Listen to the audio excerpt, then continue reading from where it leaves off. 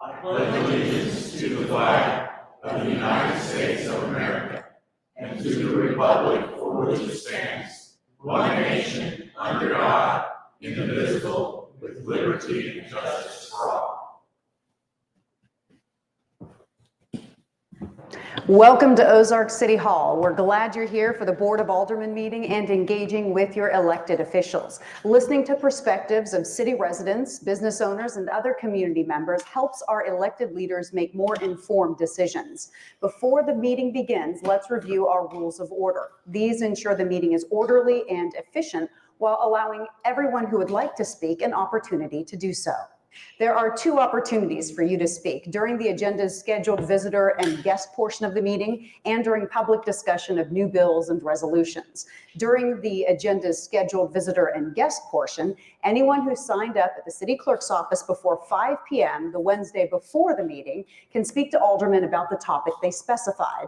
Now, in the public discussion of new bills and resolutions, that allows you to give comments for aldermen to consider before they make a decision. Anytime anyone is speaking, the following rules apply. First, only one person should speak at a time. Please be respectful of the person speaking and hold your comments until it's your turn.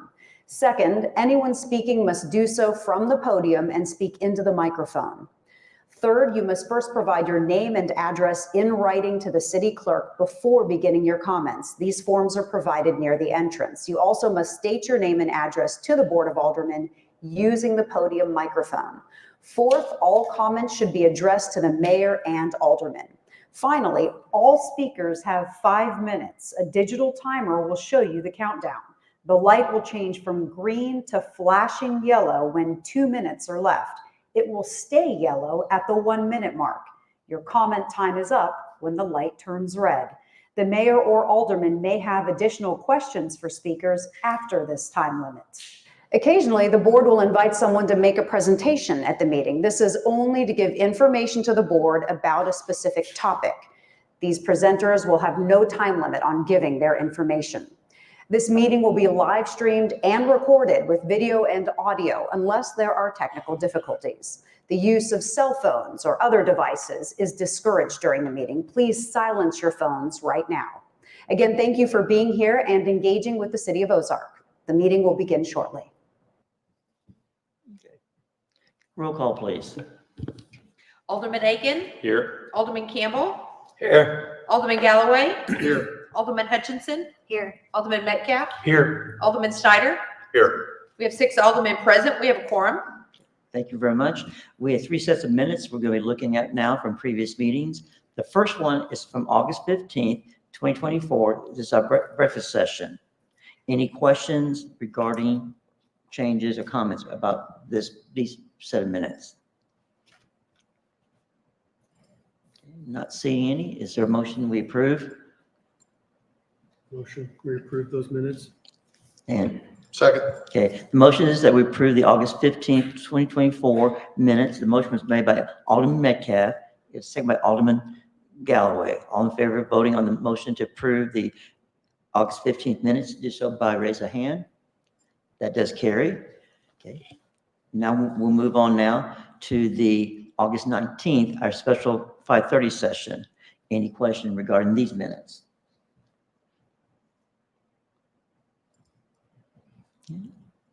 I'm not seeing. Is there a motion that we approve? A motion that we approve those minutes.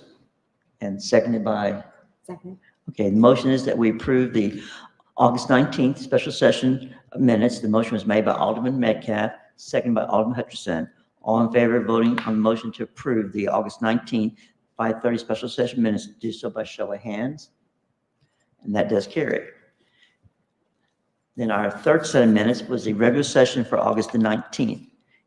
Any questions or comments for these minutes? Okay. Entertain a motion. A motion that we approve the minutes of August 19th regular session. Second that. Okay, the motion is that we approve the August 19th regular session minutes. The motion was made by Alderman Metcalf, second by Alderman Hutchinson. All in favor, do so approve the August 19th regular session minutes, do so by show of hands. And that does carry. Okay, We have one ceremonial matter tonight. We have a proclamation for Constitution Week. So if the ladies, if y'all would come forward, please. I'm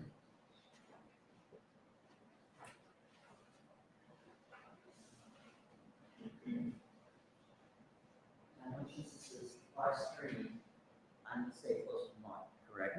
So, well, I mean, just live stream, I'm gonna stay close so they can hear me. So, but anyway, very honored for y'all to be here tonight and for to this proclamation regarding our Constitution and our country. So it reads this: whereas September 17th, 2024 marks the 237th anniversary of the drafting of the Constitution of the United States of America by the Constitutional Convention, and whereas it is fitting and proper to accord official recognition to this magnificent document and its memorable anniversary, and to the patriotic celebration which we commemorate the occasion.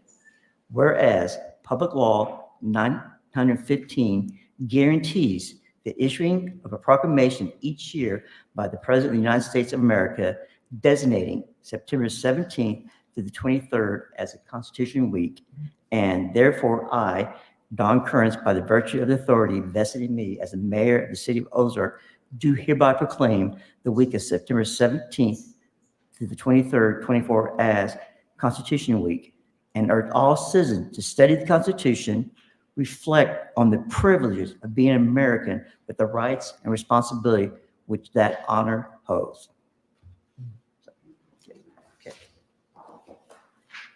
Mayor, you want to join them for the picture? Oh, okay.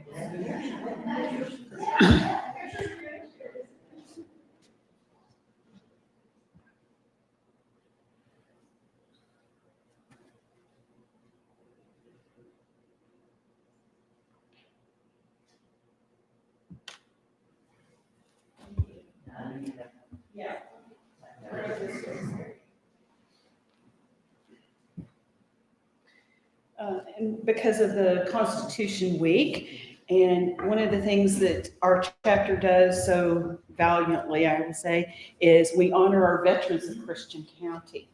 So in honor of the veterans of Christian County, we are giving to you, the city of Ozark, a flag that has been flown over the DAR headquarters, Memorial Continental Hall. So this is for the city to, Thank you very much. thank you, we appreciate it. Yeah. Thank Well, you. very much. Thank y'all for being here tonight for this.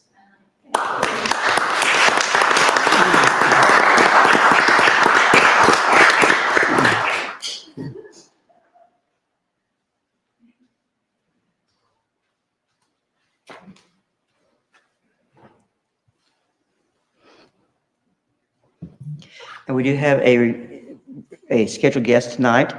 We have David Burton, who is the Community Development Specialist for the MU Extension, has come to talk about Missouri a Good Neighbor Week. Thank you for the opportunity and for the 5 minutes. I'm glad to be here.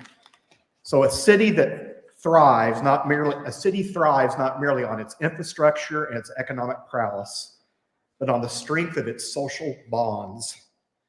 None of those social bonds is as vital or as impactful as the connections between neighbors. That fosters resilience and social cohesion, a sense of belonging, increased engagement, and even collective well-being. While studies show Americans are more socially disconnected and lonely than ever before, there is some good news. The bar for what it means to be a good neighbor is set really low. That's the good news. For example, in 2019, an elderly couple moved in down the street from me, 2 houses down. And I went down to introduce myself and to meet them. In the course of conversation, they mentioned that they had lived in 14 different cities, and this was their last home. Well, a few days later, we had a big snowstorm. And so I went down the street to shovel their sidewalk down to their mailbox. It was a really short sidewalk.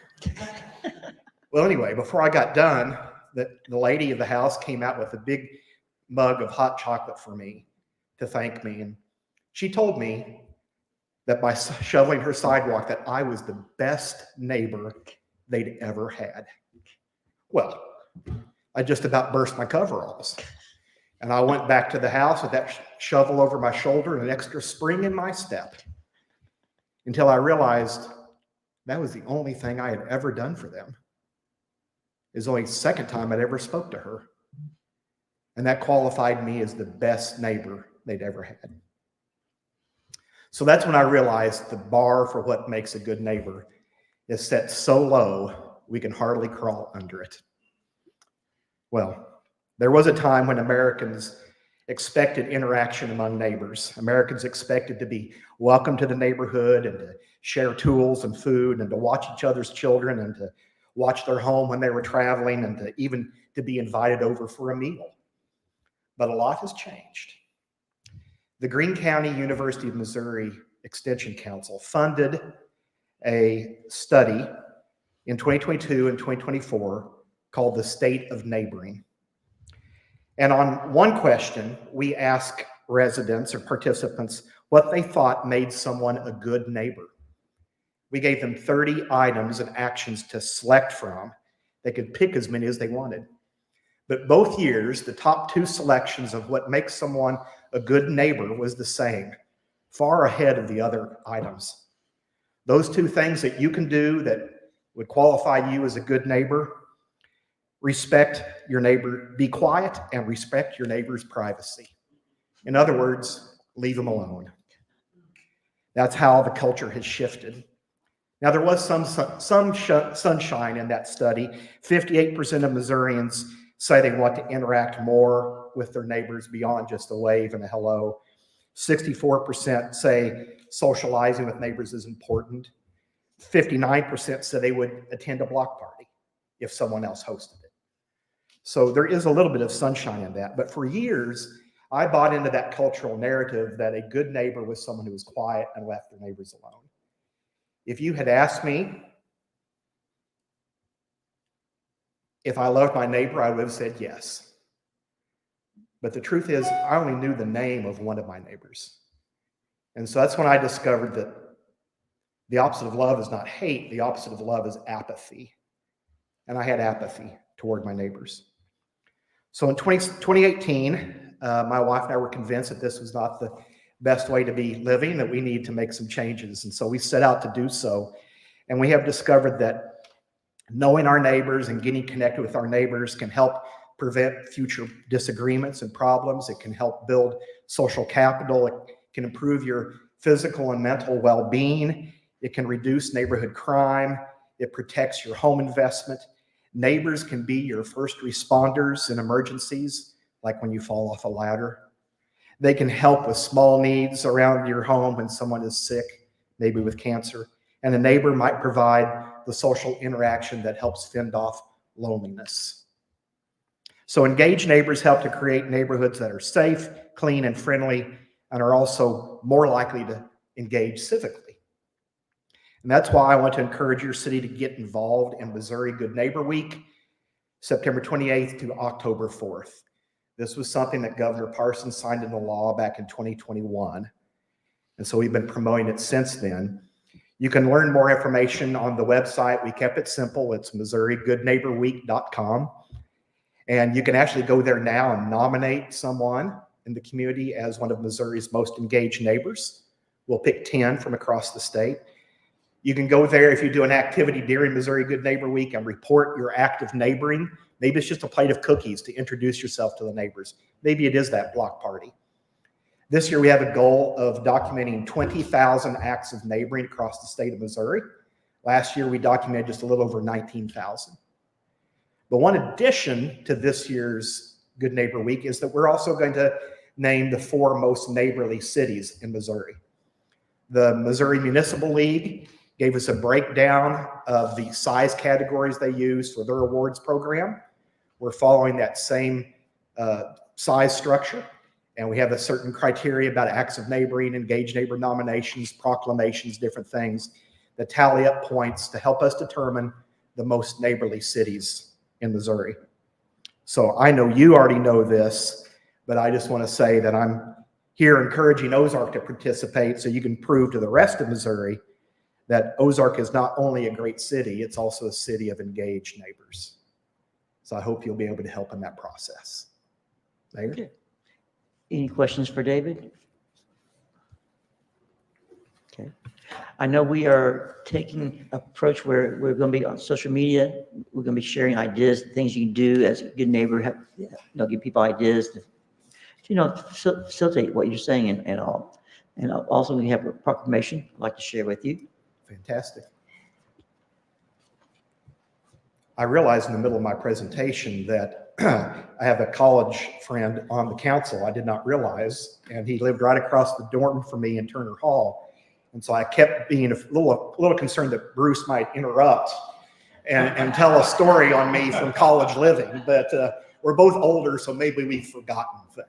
Oh, no, I remember. After the meeting, we'll talk.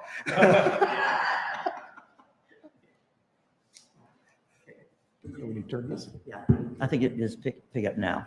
Okay, Good Neighbor Week. Whereas research shows that neighborhoods are a vital factor in creating safe, healthy, inclusive communities, neighborhood by neighborhood. Whereas one recent study showed that people who know 6 or more of their neighbors have decreased level of social isolation and loneliness compared to people who do not. Whereas research shows that developing positive neighborhood relationships positively impact mental health, life expectancy, and physical health for the individuals. Whereas research shows that developing positive neighborhood relationships positively impact disaster response, civil engagement, crime prevention, and economic resilience for entire communities. Whereas developing positive relationship means stepping out of your home and connecting with your neighbor who can help build a social support system in your neighborhood and vibrant community. Whereas the mayor has decided to make September 28th to October 4th as Missouri Good Neighbor Week. Now therefore be resolved that I, Mayor Don Kearns, proclaim September the 8th to October 4th as Missouri Good Neighbor Week in the city of Ozark. And I call upon the people of Ozark to join me by observing this day by introducing yourself to you and get to know and celebrate your neighbors.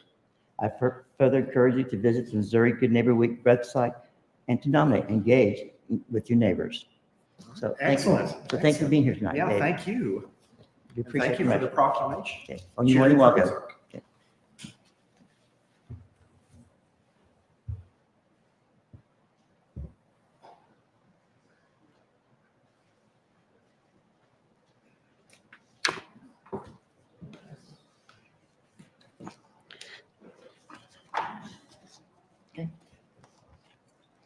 We'll now move to our first reading of our bills. Of course, these are the first reading open for public discussion, but we first will begin with bill number 3592.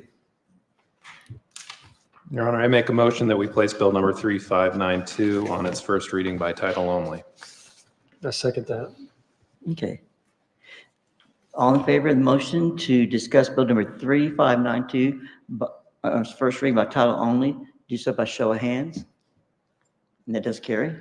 An ordinance authorizing the city to enter into a contract with Thomas Industrial Coatings Incorporated for services related to the application of anti-graffiti coating to pedestrian underpasses and a retaining wall. Okay. I believe Director Jerry Parson will speak on this. Hello, neighbors. This is kind of about a social thing that we're going to try to curtail. As you all know, that we're vastly expanding our pedestrian network, and with that comes some blank canvases, if you will, for some youngsters. So we feel like we've got a good idea. We feel like we've got a way that we can definitely mitigate those future artwork. I'll call it artwork. Anyways, you guys know the underpasses, you know the big picture, you know the plan. I won't go into that. Those stars represent the 4 underpasses that we currently have. The 2 most recent underpasses were part of the governor's cost share. You can kind of see where Finley Farms is in relation to that. Currently, one of those underpasses serves as a direct access to Finley River Park. The star further to the south is going to be a major point of access, grade separated access to the Garrison Trail, which we've got some updates today, and it's going along really nicely in design. So we're excited about this. I will let you know, when we first did the phase 1 of the Chadwick Flyer, we applied a coating, a anti-graffiti coating on the underpass right there next to the softball field. And I kind of show where the junior high school is there with the big tiger. Quite a process. We quickly found out that we don't have the equipment, but we got through it. And I'll show you some pictures of that. Well, maybe I will. First, I want to talk to you about the project details, the scope. We've got those 3 underpasses. It's not as simple as just going there and applying that anti-graffiti coat. You've got to prepare the surface. The material is also a big factor in this. It's a very specialized coating material. We had multiple people that were interested in this bid. I've gotten more calls and emails on this bid than I have in a long time. But when we started talking about the means and methods to which you have to apply this and the conditions at which you have to make sure the humidity is at the right level, you've got to make sure that the ambient temperature is appropriate so that you get the warranty. Ultimately, we received 1 bid. It's a great bid. It's a really renowned company here in Missouri. And we are satisfied with that bid based upon the pricing that we've seen on the other underpass that we recently applied that material to. So maybe, okay.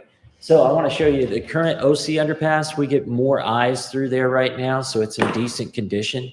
The Finley River Park is starting to get a little, I don't know, what do they say, tagged at this point with some interesting art. And then the Garrison Springs is really secluded at this point. And after speaking with the PD and after speaking with the chief, a lot of these things are going to self-correct because of natural surveillance. The more people we get in there, the more leery they'll be of trying to do this. But let's get in front of it and be proactive. Here's the one that we did under the junior high, and you can see it's still in great shape. We have something on those walls. Just walk up to it, wipe it off with warm soap or water. I prefer a, good power washer, but goes a little faster. But I want you to see what we're doing ultimately is protecting our assets. Some of these pictures show graffiti being taken off of the pre-treated areas. And I also want to call your attention to the picture on the right here. In the background, that is a community mural, an artwork that was commissioned by the community. And what we're doing here is basically providing in the future, if we want to release a local artist to any of these, to put in some murals that kind of pertain to the history, the culture, whatever it may be. I'm not going to probably get behind this crazy thing on the right here, but I guess beauty is in the eye of the beholder. But it would be a beautiful opportunity to, showcase our history and our culture. But what you're seeing there is they're just washing off with buckets the graffiti that they tried to ruin that artwork with. And well, that's what we're doing, is setting the stage. So if we come to an agreement on something that we want to put in those underpasses, I think it's an open canvas for something like that. So I wanted to include that. Actually, I was pulling this slide and I got an email from Hayden this morning. And what about artwork? And I was like, I got something for you. So we're on the same page again. So in closing, those are the 4 underpasses that we're currently working on. One of them has already been checked off the list. We'd like to be proactive and get in front of this. And then hopefully we'll be coming back to you with some ideas on how we can beautify those areas as well. So with that, any questions regarding these? Yes, Alderman Snyder. No, it's not so much as a question, but a comment as well. I've seen what anti-graffiti paint does. I think it's a fantastic idea. Referencing your artwork and your murals, I know when I worked in crime prevention for years, the statistics showed that a piece of artwork is less likely to be tagged if it is actually painted by an artist. And that is statistically speaking. Now, obviously you can tell up there some knotheads, they don't care. But if you use the anti-graffiti paint and you go with that particular theory that they have, it's easy to come off. The one thing that I would add, that I didn't notice up there. It looks like to me in the one underpass over by the OC, there is lack of lighting in there. And that's concerning to me, because one thing that I have noticed is that when you have a tunnel, regardless if it's painted or not, if it does not have adequate lighting through and through, you get these little knotheads that like to go in there and burrow and do their business and go on. So is that being considered as well, is to maybe put some stream light or some strip lighting through there? Yes, the conduit is currently in place in the other two underpasses that were part of the governor's cost share. So we'll be addressing that as well with the next grant. We do have lighting in the OC underpass as well as the school. And actually you can see, we want to step further by the school. You can see the lighting down the side of the wall there, and then there are 2 security cameras on each end. So we hope to add those as well. Now, with that being said, on the graffiti, I think it's been tried before, but will the concrete floor receive the same treatment? So we're not doing the floor, and that's simply because that's a little more of a porous material that we've tested this out actually, unfortunately. There was a section of the trail that was tagged that we were able to get off with just the, power washers and some elbow grease. So, but that material has kind of a more porous and more friction to it, sand to it, so that it comes off a little easier. Gotcha. Thank you. Okay, anyone else from the council? Thank you, sir. Yeah. Okay, this is the first reading. At this time, I want to open up for public questions. And so is anyone here who will speak for bill number 3592? I'm not seeing motion. Is anyone here who will speak against bill number 3592? Again, I see no motion. So at this time, I'm going to close public discussion for this bill. Any final comments from the board? I am not seeing any, so therefore, bill number 3592 will be held over for a future meeting. Well, now we'll go to a first reading of bill number 3593. Your Honor, I make a motion that we place bill number 3593 on its first reading by title only. I second that. Okay, the motion is to place bill number 3593 on its first reading by title only. The motion was made by Alderman Eichen. It was seconded by Alderman Metcalf. All in favor of voting on the motion to discuss bill number 3593, do so by show of hands. Thank you. An ordinance authorizing the city to enter into a contract with Environmental Science and Research Institute for geospatial information system software. And we'll have Director Parson come back again, please. I'll be short-lived because I'm going to hand this over to David Dyke. He is our GIS specialist, and I know just enough to get in trouble here, but David has been with the city in this position for about 2 years. He actually started in maintenance, and through continuing education, got his degree in GIS specialist as a GIS specialist. Former military, watch out. He's always watching you. He's one of those, intel guys, but he's perfect for GIS because he's out there collecting data for us, and he has taken this program to the next level. So that's all the nice stuff I can say about it.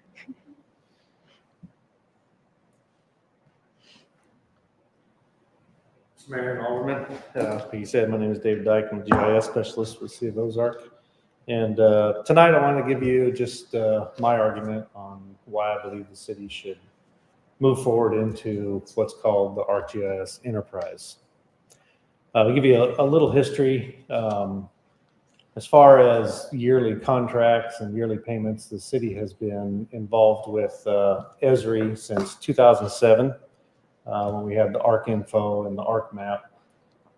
That has moved forward into what is now ArcPro, which is a desktop application, and ArcOnline, which is a SaaS, software as a service. And then the way ahead from here, I believe, is Arc Enterprise, and that's what I'd like to talk about. One of the issues that we have with the current setup is data management. With ArcPro, I've currently got maps that are hosted online so that they can be seen by the civilian population as well as our workers in the field can view them. Those maps need to be updated, and our system sits behind the firewall. So that requires myself and my analysts to not only update our share drive, but then go outside the firewall and update. So we're duplicating the work, which is giving you more opportunities to have loss of data and improperly managed data. That data is also sitting in a cloud online, and we're paying fees to have that data stored there so it can be utilized. We've got REST URLs, which is a fancy word that just means it's a tunnel for the information to be sent out to another service. So that I have all of our information sitting in an asset management software for our teams to view. And that REST service is currently a one-way, and it also needs to be updated. Moving into the Arc Enterprise, it would allow us to update one time, which would automatically update our online versions. They would be sitting on our hosted server behind the firewall so that we don't have to go through and duplicate these things. We would have updated REST URLs that would allow for two-way communication with our data. So if we have people in the field that say, this so-and-so needs to have this information attached to the attributes, that information can come back, and myself or my analyst can update that. And it's getting rid of that duplication of work for every single aspect of what we're doing. It's also what I like to call a force multiplier. Anytime that you're able to take a technology or an asset and make that thing work harder inside of the footprint that you have, that's a force multiplier. We currently have 11 licenses, 9 of which are online. So I have a real limited amount of how I can move around the city and say, okay, this person or this person can utilize the ARC. Publishing the maps, sending them out to be, again, the asset management and being viewed by citizens is constraint with having just not very many licenses. Arc Enterprise would give us unlimited desktop licenses so we could have this system throughout the city. 50 online licenses, which gives staff members throughout the city the ability to go in and not only consume products, but also add to.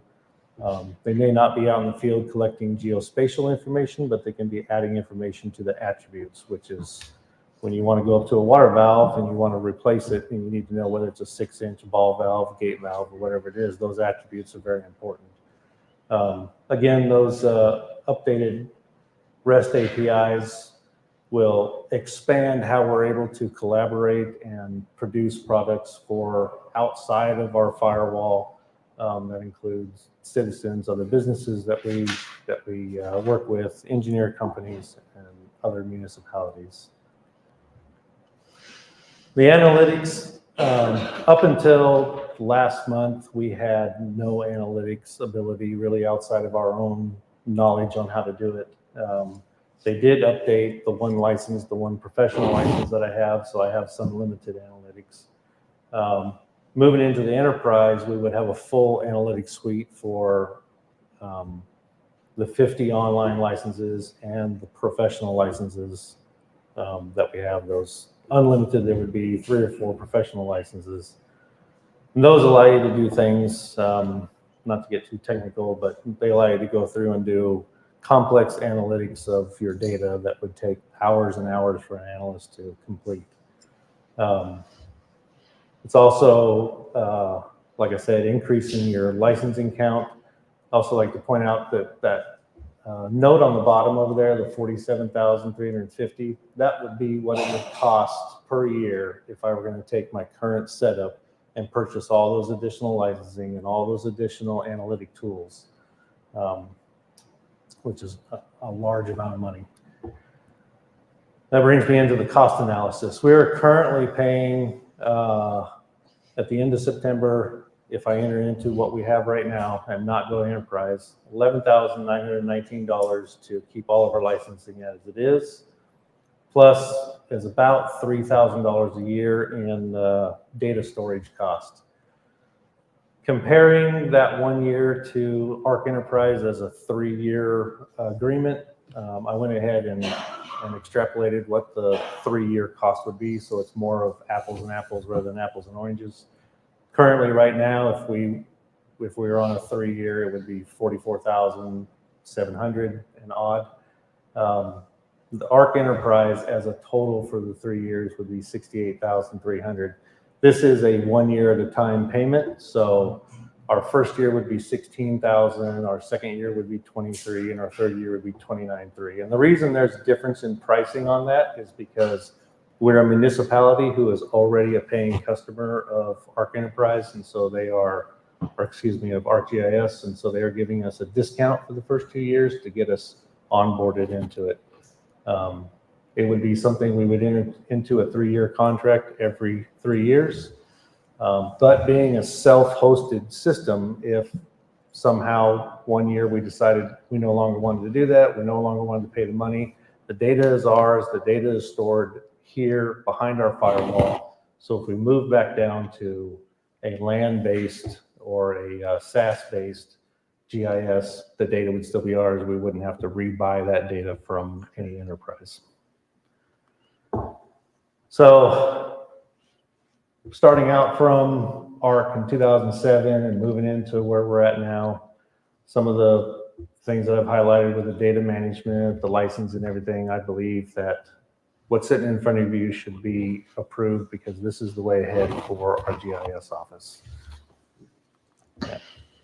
Thank you. If there's any questions. Any questions? Yes, Alderman Guyway. So essentially, this is a mapping system, Yes, sir. and what is special about it is the ability to easily provide mapping information to the public and then to involve more workers in assisting in mapping. Am I taking that correct? That's correct, along with your internal data storage. So you're no longer paying for the internal data storage to be out in a cloud somewhere. You've got it on your server. And then you had mentioned valves, and identifying where that kind of thing is. What all is mapped by GIS, just in general? So we have our water lines, all of our water valves, everything that's subterranean, so everything that's in the ground. We have that. We either have a general location that has been drawn by somebody in the past, or we have a GPS location for it. I have GNSS tools that I use to locate those. Usually when there's a water leak or something and we have a pipe that we don't know where it's at, we dig it up, I go out and shoot it in. So for future reference, we have that. We also have all of our information from planning and development. When we take a parcel and we change the zoning of it, I have maps that show the zoning of that, streets, the center lines of the streets, who owns the streets, so that you know whether it's a City of Ozark or Ozark Special Road District, snow plow routes. We have tons and tons of data, and all of it can be transformed into different maps. It sounds like this kind of program saves a lot of time for staff that are trying to manage these systems, whether they're planning and development or water department. Does that sound about right? Yes, sir. Yes, sir, it does. It would basically turn my 2-man shop into a 4-man shop because we'd no longer be duplicating work. So we would free up however many hours we spend doing that for doing other things. So we pick up about 2 employees for an extra $2,000 a month? Yes, sir. Okay, thanks. Anyone else? Thank you, David. I don't think. Thank you, Okay. sir. This is the first reading, so at this time, I'll open it up to the public. Anyone here who would speak for bill number 3593?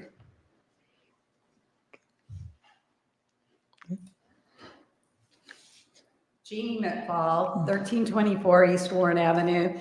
And what he just talked about, I was on the website before I got here tonight. it's amazing. I don't know if you've been on the website, but there's snow routes. All of these maps are there now, and they weren't within the last 6 months. So. Thank you. Anyone else speak for bill number 3593? Okay. Anyone against bill 3593? I'm not seeing movement, so I'm going to close this time to public discussion.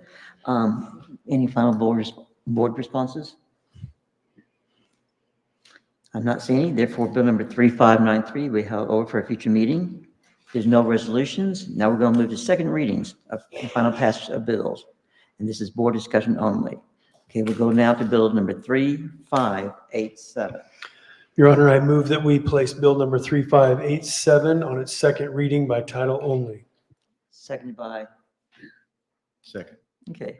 The motion is to place bill number 3587 on its second reading by title only. The motion was made by Alderman Metcalf. It was seconded by Alderman Snyder. All in favor of voting on the motion to discuss bill number 3587, do so by show of hands. And that does carry. An ordinance amending the zoning code and official map by changing the zoning classification of approximately 18.67 acres located at 4400 North 19th Street. Okay. And Director Smith? I don't have any new information to add, but be happy to answer any questions. Okay. Any questions from the board regarding this bill? Okay. I am not seeing any. Thank you, sir. Okay, Your Honor, I make a motion that we adopt bill number 3587 as ordinance number 24-067. Second? Second. Okay. The motion is that we adopt bill number 3587 to become ordinance 24-067. The motion was made by Alderman Metcalf, second by Alderman Snyder. Roll call, please. Alderman Campbell, Aye. Alderman Aiken, Aye. Alderman Snyder, Aye. Alderman Galloway, Aye. Alderman Hutchinson. Aye. Alderman Metcalf. Aye. We have 6 aye votes. Motion carries. Okay. Now we'll move on to bill number 3588. Your Honor, I make a motion to place bill number 3588 on its second reading by title and description only. Okay. Is there a second? Second. Okay. The motion is that we place bill number 3588 on second reading by title only.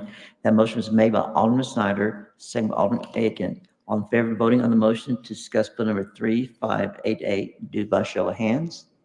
And that does carry. An ordinance authorizing the city to enter into a contract with Reinhold Electric Incorporated for general electric services. And now we'll have Director Hayden to come. Good evening. I have no additional information to add to this bill, but I am available for any questions. Any questions from the council? I'm not seeing any. Thank you, sir. Okay. Your Honor, I make a motion to adopt bill number 3588 as ordinance number 24-068. And seconded by? Second. Okay. The motion is that we adopt bill number 3588 to become ordinance number 24-068. That motion was made by Alderman Snyder, second by Alderman Hutchinson. Roll call, please. Alderman Snyder, Aye. Alderman Metcalf, Aye. Alderman Campbell, Aye. Alderman Aiken, Aye. Alderman Hutchinson. Aye. Alderman Galloway. Aye. We have 6 aye votes. Motion carries. Okay. Thank you very much. We'll now move on to our third bill, which is number 3589. Your Honor, I make a motion to place bill number 3589 on its second reading by title and description only. And seconded by? Second. Okay. That was, okay. Okay. Thank you. Okay, the motion is that we place bill number 3589 on second reading by title only. That motion was made by Alderman Snyder, this same Alderman Aiken. All in favor of voting on this motion to discuss bill number 3589, do so by show of hands. And that does carry. An ordinance authorizing the city to enter into a contract with Bills Electric Incorporated for general electric services. Hello again. Nothing further to add on this one either, but still available for questions. Okay. Any questions for Director Hayden? Thank you, sir. I'm not seeing any. Okay. Your Honor, I make a motion to adopt bill number 3589 as ordinance number 24-069. And seconded by, Second. okay. The motion was made that we adopt bill number 3589 to become an ordinance 24-069. That was made by Alderman Snyder. It was seconded by Alderman Hutchinson. Roll call, please. Alderman Hutchinson. Aye. Alderman Snyder. Aye. Alderman Aiken. Aye. Alderman Galloway. Aye. Alderman Metcalf. Aye. Alderman Campbell. Aye. We have 6 aye votes. Motion carries. We'll now move on to our fourth bill. It's bill number 3590. Your Honor, I make a motion that we place bill number 3590 on its second reading by title only. And seconded by, Second. okay. The motion is that we place bill number 3590 on its second reading by title only. The motion was made by Alderman Aiken. It was seconded by Alderman Hutchinson. All in favor on the motion to discuss bill number 3590, do so by show of hands. And that does carry. An ordinance authorizing the city to enter into a contract with Eisler Demolition LLC for demolition of the Finley Valley Standpipe. And we'll have Director Parson come back up to the mic. Happy to answer any questions about this one. I am not seeing any. Thank you, sir. Okay. Your Honor, I make a motion that we adopt bill number 3590 as ordinance number 24-070. And there's a second by, Second. okay. The motion is that we adopt bill number 3590 to become ordinance 24-070. The motion was made by Alderman Aiken and seconded by Alderman Snyder. Roll call, please. Alderman Metcalf. Aye. Alderman Aiken. Aye. Alderman Snyder. Aye. Alderman Campbell. Aye. Alderman Galloway. Aye. Alderman Hutchinson. Aye. 6 aye votes. Motion carries. Okay. We move on to our last bill for the night for second reading. That is bill number 3591. Your Honor, I make a motion that we place bill number 3591 on its second reading by title only. And seconded by, Second. okay.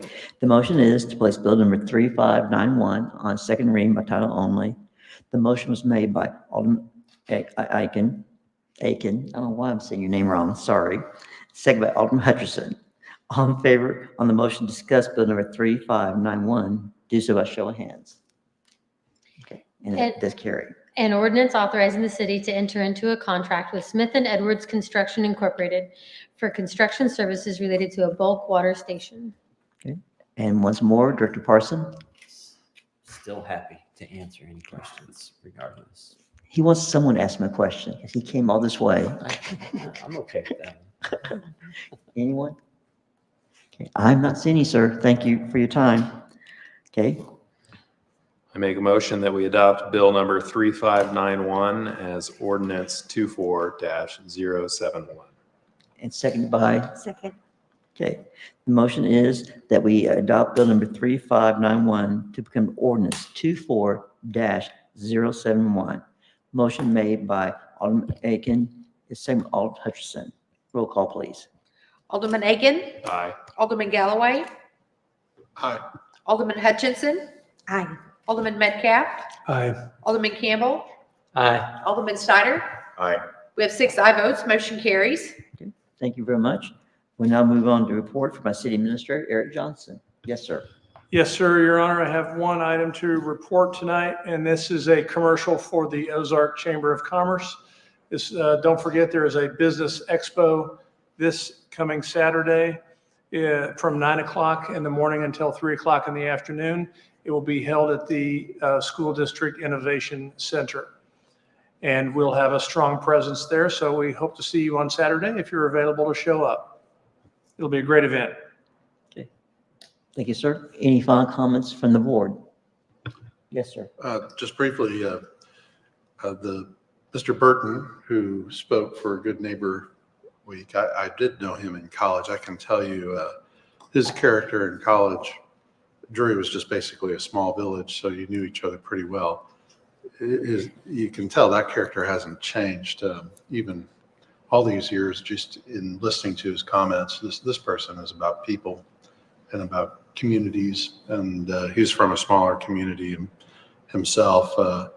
I can't think of a better person for the role that he's playing at the MU Extension Office. And I think he'd be a good resource for this town. He really cares about what he's doing, about anything that he does. Okay. Anyone else? Okay. Just final comment. The rezoning tonight that we did for the Ozark Mountain Sports Complex, going from C to general mixed use. This to me is such a win-win for the city of Ozark, because I appreciate the owners, the vision that they have, what they want to do with this development, how it's going to impact the citizens of our community, plus economic development. Also, I mean, look at their vision, like Jingles, that's becoming this fall. Like I said, I know they got other great plans, what they want to do.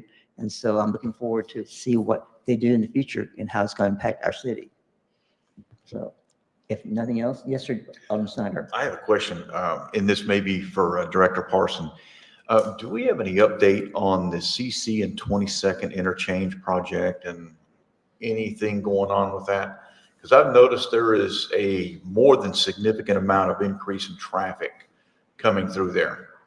And I'm just curious as to when that construction project's going to start. So our last meeting, we officially approved the design contract with Olson Engineering.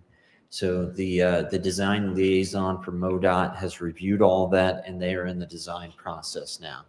We are shooting for a 2025 letting, and we're pushing hard on that to get that under construction in 2025. Thank you.